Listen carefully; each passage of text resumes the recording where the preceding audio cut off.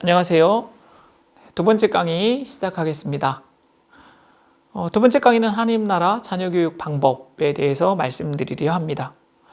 한국에서 사역을 시작한 미국의 청소년 한국 대표가 저를 찾아와서 잠시 이야기를 나눌 기회가 있었습니다. 그들이 하는 청소년 사역의 방식은 좋은 어른들이 청소년들과 함께 자연스럽게 함께 어우러지면서 성장을 돕는 사역이라고 설명했습니다.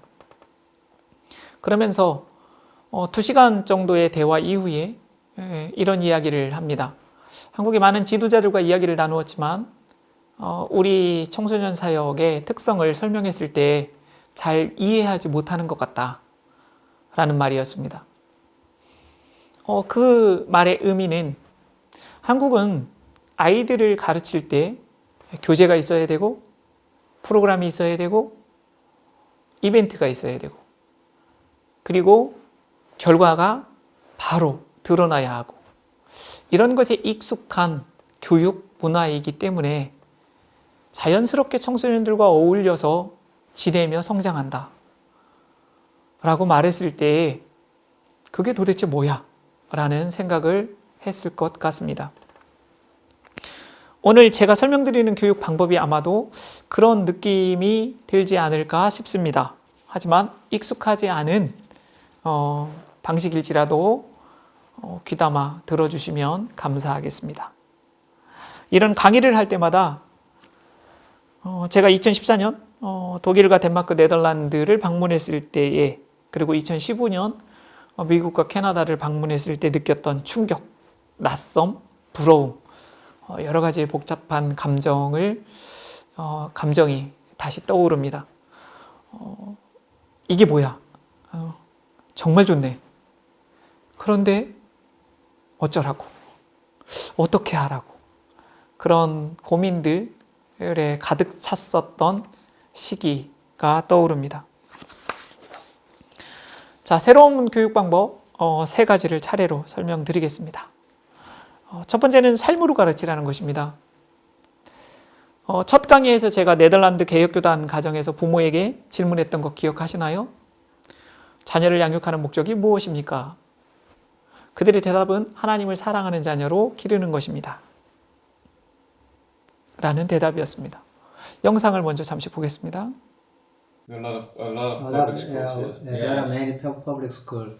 Many And, more. Many Christian school, many public school. school. Yeah. And what do you think? And what is the big difference between sending the Christian school and the sending to public school? The most difference is the faith and the education of the Christian of the Holy. Wij danken u voor dagelijks broodkracht en gezondheid, Heer. Voor al uw goede gaven, Heer, zij u de dank en eer. Halleluja, halleluja, halleluja, amen. Iets makkelijk. Ja. Oké. 네, 네덜란드 기독교 가정 두 가정을 방문했었던 장면입니다. 저녁 식사를 함께 했었고요. 그때 기독교 교육에 대해서 자녀 교육에 대해서 여러 가지 이야기를 나눌 수 있는 기회가 있었습니다. 저는 첫 번째 그들의 대답에 대해서 더 깊은 질문을 하나 더 던졌습니다. 하나님을 사랑하는 자녀로 기르기 위해 어떻게 하시나요? 저는 그들에게 아주 중요한 방법들을 듣고 싶었고 그 방법을 알게 된다면 저도 실행하고 또 한국에 돌아와서 많은 분들에게 전해주고 싶었습니다. 근데 그들의 대답은 부모의 삶으로 가르칩니다 였습니다. 부모가 자녀에게 무엇인가를 해야 한다는 말이 아니었습니다. 성경 공부를 더 해야 된다든지 가정 예배를 해야 된다든지 함께 새벽 예배를 해야 된다든지 그런 내용이 아니었습니다. 부모가 삶으로 가르쳐야 합니다. 기독교 자유학교에 방문했을 때도 그들에게 질문을 던졌습니다. 기독교 교육이 무엇인가요? 기독교 교육을 어떻게 하나요? 그들은 동일한 대답을 했습니다. 기독교 교육은 그리스도인 교사가 하는 것입니다. 참 명언이기는 한데 도대체 어떻게 하라는 거야? 라는 질문이 나올 수밖에 없죠. 황당하게 들렸습니다. 하지만 그들의 대답이 정답이었습니다. 2017년도에 한국에 기독교 교사를 양성하는 프랑크 폰덴바스 교수님이 오셨습니다. 이야기학교에서 부모 연수로 초청을 했고, 이때 이 교수님이 기독교 교육이 어떤 것인지 한 문장으로 정의를 했습니다. 기독교 교육은 하나님 나라를 경험시키는 것이다. 사실은 하나님 나라라는 표현보다 다른 세계를 경험시키는 것이다 라고 이야기했습니다. 기독교 교육은 다른 세계를 경험시키는 것이다. 무슨 의미일까요? 이 세상과 다른 세계를 경험시키는 것입니다. 가정에서 이 세상의 가정과는 다른 세계를 경험시키는 것입니다. 주일학교에서 이 세계와는 다른 세계를 경험시키는 것입니다. 학교에서 이 세계와는 다른 문화, 다른 분위기를 경험시키는 것입니다. 이것은 기존에 알던 교육의 관점과 완전히 반대되는 것이었습니다. 한국 교육은 어른이 아이들에게 열심히 가르칩니다. 학교에서는 두꺼운 교재를 가르치고요. 교회에서는 성경을 가르치고 성경 공부를 시키고 또 시킵니다. 가르치는 것은 어른의 역할이고 학생은 배우는 것이 역할입니다. 어른이 열심히 가르쳤기에 못하는 것은 학생의 탓입니다. 근데 그것이 아니라는 것입니다. 아이들이 잘못하고 있다면 부모와 교사가 잘못 보여줬다는 것입니다. 삶으로, 행동으로 잘못 보여줬다는 것입니다. 아이들은 말로 가르친 것, 글로 가르친 것으로 배우는 것이 아니라 부모와 교사가 행동하는 것을 진짜 가르침으로 받아들인다는 것이었습니다. 여러분들은 어떻게 생각하십니까? 그렇게 생각하고 가르치고 계십니까? 저는 한국 교육의 현실을 들여다볼 수 있었습니다. 한국에서 최고의 선생님은 성적이 잘 나오도록 가르치는 선생님입니다. 교재의 내용을 잘 전달해서 아이가 잘 이해하고 시험에 점수가 높게 나오면 그 선생님은 잘 가르치는 선생님입니다. 선생님의 인격, 선생님의 가치관은 문제될 것이 없습니다. 이런 현상은 과거보다 현재가 더 심해진 것 같습니다. 그런데 기독교 교육은 가르치는 내용이 가르치는 사람의 인격과 행동으로 드러나야 한다는 것입니다. 아이들은 부모와 교사의 그 인격, 그 삶의 모습과 접촉하면서 하나님 나라를 이해하게 된다는 것입니다. 두 번째 교육 방법이었습니다. 바로 교육은 함께하는 것이다 였습니다. 가장 큰 이유는 그리스도인 부모는 완벽하지 않다는 것입니다. 부모 혼자서 모든 교육을 다 해낼 수 없습니다. 그럴 만한 지혜가 있는 것도 아닙니다. 신앙의 공동체인 교회에서 공동체적인 교육을 우리 아이들에게 전달합니다. 또 이 사회에 대한 교육, 가치관, 크리스찬 가치관으로서의 교육은 기독교 학교에서 담당합니다. 이렇게 가정과 교회와 학교가 함께 협력해서 우리 아이들을 가르쳐야 한다는 것입니다. 두 번째 이유는 부모 혼자서 이 거대한 세속화된 사회의 가치관을 대응할 수 없다는 것입니다. 우리 편이 필요하다는 이야기입니다. 가정에서 아무리 우리 아이에게 세상은 이래, 그렇지만 하나님 말씀은 이런 거야 라고 가르친다 해서 우리 아이가 이 사회에 나가서 살아갈 때에 부모님이 가르쳐준 가치관 그리고 삶 그것으로만 아이들이 살아갈 수 없다는 것입니다. 교회에서 함께 노력해 줘야 하고 또 가능하다면 기독교 학교에서 같이 노력해 주어야만 우리 아이들이 이 사회의 가치관이 아니라 하나님 나라 가치를 배우고 세워갈 수 있다는 것입니다. 공동체 교육에도 두 가지를 눈여겨봐야 합니다. 하나는 교회가 다음 세대 교육을 어떻게 하고 있는가 하는 것입니다. 교육적으로 볼 때 교회는 기독교 어른들, 부모들이 모인 공간입니다. 때문에 교회의 모든 어른들은 우리의 자녀들을 공동으로 길러야 할 책임이 있습니다. 그런데 한국 사회는 주일학교를 따로 부설기관으로 세우고 별도 조직처럼 운영을 하는 경우가 많습니다. 교회 전체의 모든 어른이 함께 다음 세대의 아이들을 길러야 한다라는 인식이 부족하다는 것입니다. 세대가 단절된 주일학교 구조도 고민해야 합니다. 영아부, 유치부, 유년부, 초등부, 중등부, 고등부, 청년부, 그리고 장년. 신앙의 전수는 기존의 어른들이 하나님을 경험했던 이야기를 들려주는 것입니다. 기존에 하나님을 만났던 어른들이 하나님을 어떻게 예배하고 공경하며 삶으로 살아가는지를 자녀 세대와 함께하며 스며들도록 하는 것입니다.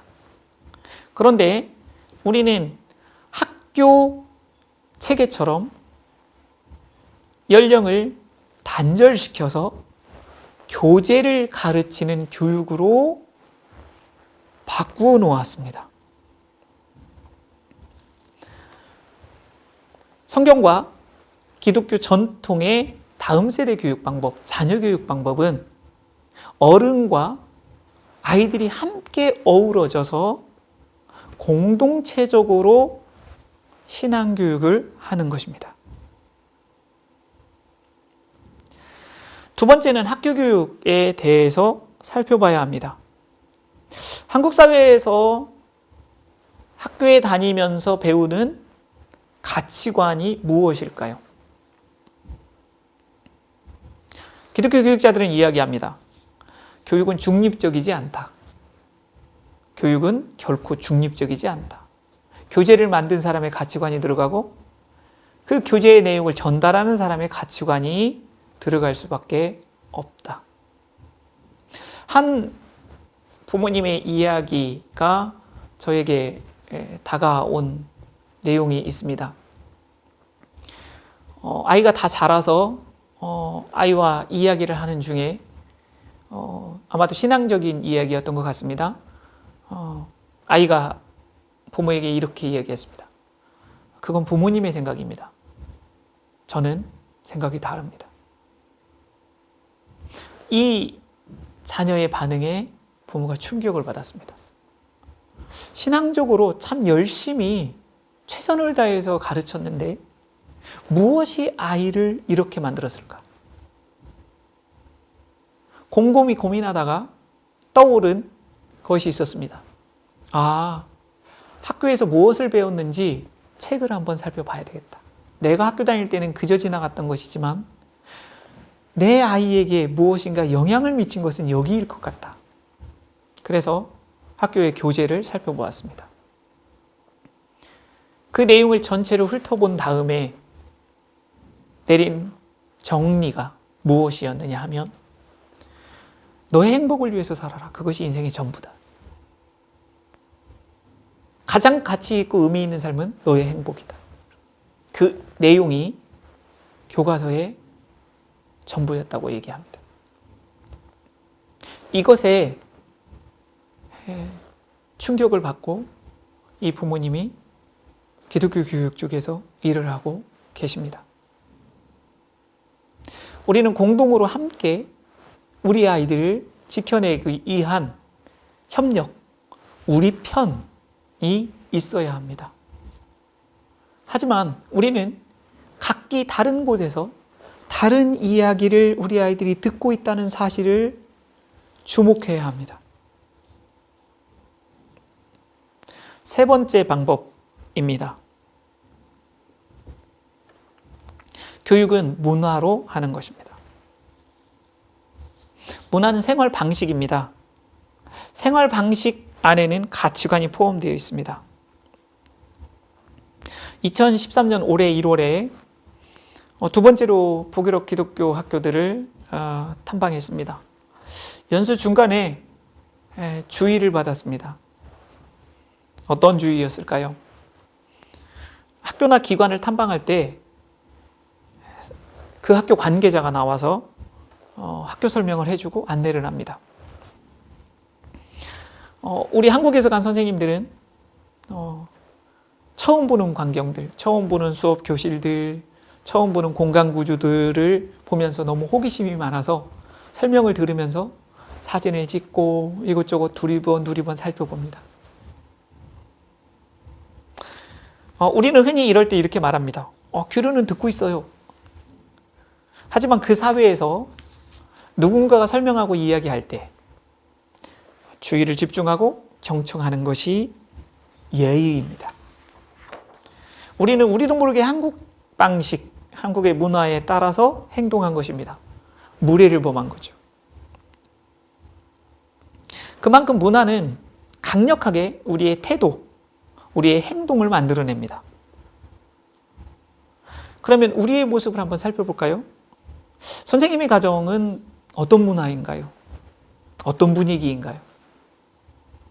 선생님의 가정에 갔을 때에 하나님 나라의 문화, 성경적인 분위기, 기독교적인 가치가 담긴 모습들이 느껴질 수 있나요? 여러분의 가정이 하나님 나라가 된다는 의미는 이런 겁니다. 부부가 서로 피차 복종하는 관계인가? 서로 존중하는가? 자녀들을 대할 때 한 아이마다 그 아이의 독특함을 인정하고 있는가? 그 아이들에게 부모를 공경하도록 가르치고 있는가? 또 나의 부모에 대해서 내가 공경하는 태도를 가지고 있는가? 이것이 이 사회와 다른 하나님 나라의 가정입니다. 선생님이 속한 교회 주일학교에서 아이들이 다른 문화를 접촉하고 있을까요? 아이들이 왔을 때 따뜻하게 환영하고 있나요? 우리는 흔히 아이들한테 일찍 예배를 와라 이렇게 얘기하죠. 일찍 예배로 온 아이들에게 그 아이가 일찍 왔을 때에 머물 수 있는 공간, 머물 때에 무엇인가 의미 있는 활동, 의미 있는 관계를 경험할 수 있도록 배려하고 있나요? 우리는 아이들이 일주일 내내 무슨 이야기를 듣고 왔는지, 그리고 그 아이들의 마음이 어떠했는지 그 이야기에 귀를 기울이고 있나요? 우리는 일반 사회에서 얘기해주고 있던 어른들의 이야기와 다른 이야기를 우리 아이들에게 교회에서 들려주고 있나요? 공부해라? 그러면 성공한다라는 얘기를 학교와 학원에서 가득 듣고 온 아이들에게 주일학교에서 선생님들이 괜찮아, 너는 하나님께서 너만의 모습대로 독특함대로 너를 만드셨고 너는 아주 소중하고 너는 너의 분야에서 의미 있는 삶을 살아갈 수 있어 라는 이야기를 하고 있나요?